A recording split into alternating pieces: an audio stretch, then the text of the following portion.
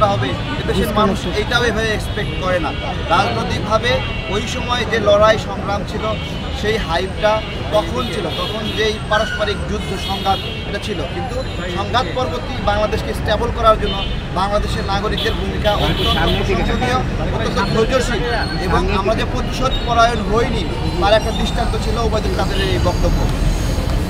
আচ্ছা, ছাত্ররা যদি তাকে সাহায্য করে, আবার এখন সেই ছাত্ররাই তার বিচার চাচ্ছে, বিষয়টা আচ্ছা, ওই আওয়ামী লীগের সারাক্ষণ আওয়ামী লীগ নিষিদ্ধ চাওয়া এগুলো একটা রাজনৈতিক স্ট্যান্ডবাজি, বুঝছেন?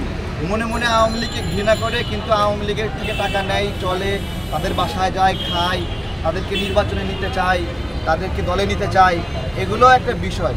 তো আমরা যখন আম বিক্রি করি, আমি তো আম বিক্রেতা, ঠিক আছে, উপরে ওই যখন কৃষকের কাছ থেকে আম নেই, কৃষকরা উপরে সুন্দর সুন্দর আম রাখে, কিন্তু নিচে কিন্তু একটু ছোটো ছোটো আমও থাকে, ওগুলো আমরা বাছাই করে আলাদা করে কম দামে বিক্রি করে দিতে হয়, আমাদের লস হয়। ঠিক একইভাবে রাজনৈতিক ব্যক্তিরা ওই উপরে সুন্দর জিনিসটা বা একটা স্ট্যান্ডবাজি আছে না, যারা ইউটিউব করে, ইউটিউবাররা ওরা কখনো ওদের মনের ভিতরে যে শয়তানি আছে ওটা দেখাবে, ও দেখানোর সময় সবচেয়ে ভালোটা বেস্টটা দেখাবে।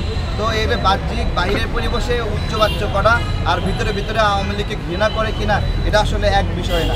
হাসনাত তো গণঅভ্যুত্থানের পরে শ্রমিক লীগ নেতার বাসায় যে মিটিং করছে না, তো এগুলো ওরা তো আগে ছাত্রলীগ করতো, আওয়ামী লীগ করতো, এখন ওরা এখন নিজেদেরকে এখানে স্ট্যাবলিশ করার জন্য নিজেদেরকে আরো বেশি বেশি আওয়ামী লীগ বিরোধী প্রমাণ করার চেষ্টা করতেছে।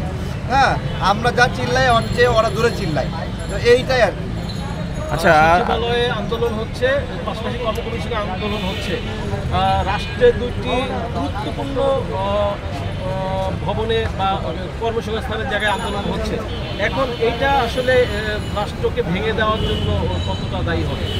রাষ্ট্র ভাঙবে না, রাষ্ট্র ভাঙে না, যারা রাষ্ট্রকে ভুল পথে পরিচালিত করে তারা ভেঙে যায়। রাষ্ট্র কখনো ভাঙে নাকি? রাষ্ট্র ভাঙে না, নেতৃত্ব চলে যায়, নেতৃত্ব আসে, যাবে, আসবে। ডক্টর ইউনূস যেটা ভাবছিল, একটু আগে বললাম যে এনসিপিকে নিয়ে উনি সব করে ফেলবেন, এবং উনি গণঅভ্যুত্থানের পরে ওই পলিসিটাই নিয়েছিল। উনি অন্যান্য দলকে অস্বীকার করে এনসিপিকে সব কৃতিত্ব দিয়ে দিল, তাদেরকে মাস্টার মাইন্ড বানায় দিল। এটা ওনার একটা পলিসি ছিল, এবং এটা করে অন্যান্য দলের উনি ক্ষতি করছে। যখন এনসিপিকে উনি একচ্ছত্রভাবে সচিবালয়ে যাওয়া আসে সুযোগ করে দিছে, এই যে আজকে সচিবালয়ে চিল্লাচিল্লি হচ্ছে, এটা কার অবদান? এই সচিবালয়তে আমি যাই নাই, এই সচিবালয়ে কে গেছে? এই সচিবালয়ে সারাক্ষণ অবস্থা করে হাসনাত সেরা, ওদের একটা ইনভায়রনমেন্ট এটা, তাই না নাকি? এখন ওদের ইনভায়রনমেন্টের আউটপুট হলো এই আন্দোলন, এটা বুঝতে হবে আমাদের। আচ্ছা, আরেকটা বিষয়, আরেকটা বিষয়, সরকারের সাথে সেনাবাহিনীর দূরত্বটা কতটুকু আপনি মনে করেন? কেন এই দূরত্বটা তৈরি হলো এই অন্তর্বর্তীকালীন সরকারের সাথে? সরকারের সাথে সেনাবাহিনীর দূরত্ব তেমন নাই, এটা তৈরি করছে কিছু ইউটিউবার।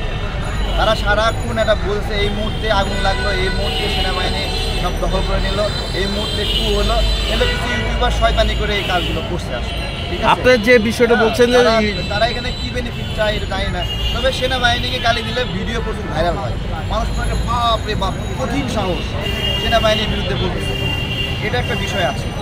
আচ্ছা, আপনার যাদের মিন করছেন তারাই আবার বিভিন্ন এপিসোডে আবার বলছে যে আমরা সেনাবাহিনীকে কখনো বলি যে ক্রু করবে ক্রু করবে ক্রু করবে, তারা তো ক্রু করছে না। এটা এই 9 মাস ধরে এগুলা অন্যরা প্রোপাগান্ডা চালাচ্ছে, অনেক চেষ্টা করছে। এগুলো পরিবেশে তো উত্তপ্ত থাকে, মানুষের ভিডিওর প্রতি আগ্রহ তো বেশি থাকে, ঠিক আছে? হ্যাঁ, এখানে সচিবালয়ে যদি চিল্লাপাল্লা না হইতো তাহলে আমার কথা আপনারা রেকর্ড করতেন না। তো এরকমভাবে ইস্যু ডেভেলপ করে, প্রতিদিন পেটের মধ্যে মুচড়ানি দেয় আর নতুন করে একটা করে ইস্যু নিয়ে আসে, সামনে নিয়ে নেয়। আর আমাদের দেশের নাগরিকদের একটা অংশ, তাদের ব্রেনটা ওই ইউটিউবময় হয়ে গেছে, ঠিক আছে? ইউটিউবময় হয়ে গিয়ে তারা এটা খায়, এটা ঘুমায়, এটা ঘুমানোর আগে এক ডোজ খায়, ঘুম থেকে উঠে এক ডোজ খায়, খেয়ে মনে করে ভালো আছে। আচ্ছা, বিষয়